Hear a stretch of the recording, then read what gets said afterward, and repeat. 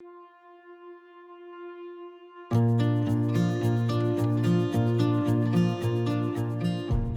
name's Stuart Pearce. I did 5 years in the 1st Battalion, the Rifles, and during that time I did 2 tours of Afghanistan. The significant events obviously had an impact on me, but I think the more deep-rooted issues that I had were more to do with, the day-to-day living in Afghanistan, for better words, a war zone. For me personally, it meant I withdrew from the world entirely.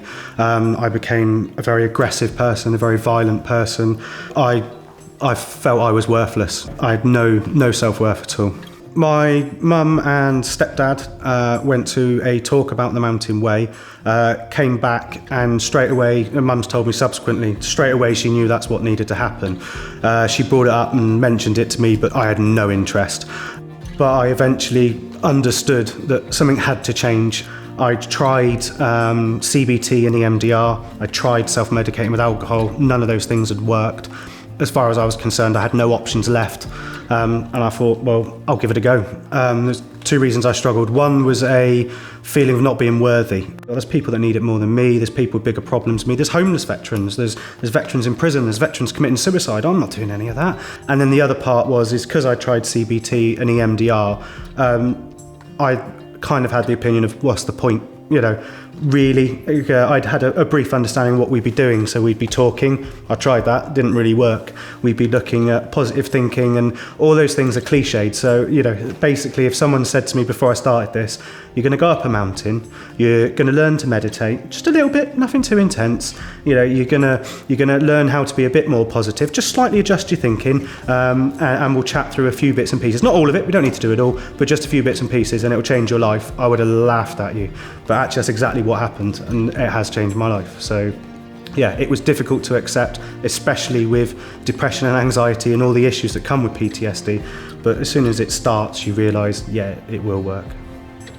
I arrived in France, I was incredibly nervous, and I was still worried about what happens if I let this stuff out and I can't control it. But by the end of the first week, all of a sudden you realise, wow, I've dealt with a lot, I've done a lot in a short space of time, and he just makes you feel good about the little things. I think because he's experienced PTSD himself, he understands that sometimes going to a supermarket and picking up your shopping and coming home is a monumental event. And he recognises that through the process, and that it starts to give you back your self-worth. You start to feel better about yourself again. I didn't have to explain militaryisms to him. I could say we went out in a Chinook, and the man knows what a Chinook is. You meet a conventional counsellor, they don't know, so you have to stop what you're talking about. And also, the way that Andy responded to things, I knew he got it, and I knew he wasn't judging me.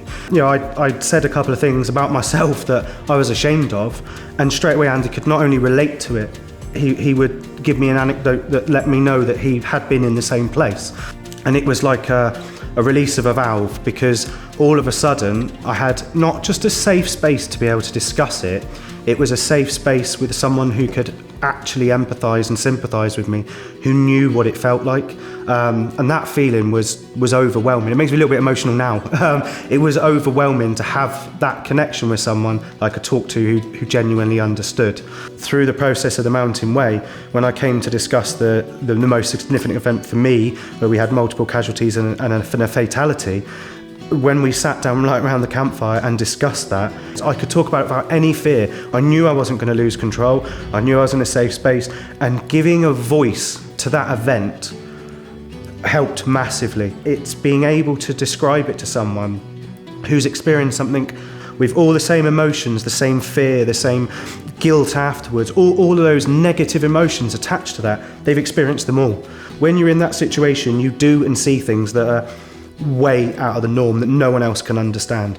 But having someone sat there with you who totally understands makes the biggest difference, and it makes it possible to discuss it and leave it behind.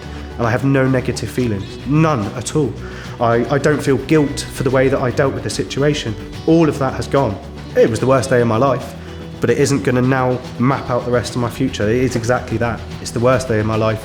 I will always remember that day, but that's it now, it's just a memory. My biggest concern was coming home, and then normal life resumes, and then things start to go backwards. I'm now at a stage with it that The coping mechanisms that I've been given and the techniques and everything that I've done, I've practiced them so many times. I genuinely don't think there's a situation I can't deal with. If I can process that and deal with that, everything else pales into insignificance. There's nothing that I can't cope with anymore. I tried cognitive behavioural therapy, and I'm sure that would work for some people. I tried EMDR, which is a light-based therapy. I believe that PTSD is so complex, the things that are currently in place to support veterans just don't work. And I think there are plenty of statistics in the media about suicide rates and homelessness and veterans in prison that back that up. What we're currently doing, it isn't working. Whereas with the Mountain Way, it's totally different. It's holistic. It treats you as an individual. There's no rush. There's no way to explain to someone who hasn't had PTSD how different it is. It's chatting to somebody who becomes a friend because they understand in a way that no one else can other than another veteran. I'm massively optimistic for the future. There are things that I can do now that I could never have done before. I can be a good husband, a good dad, a good son. My family have me back, and I can now support them as I should.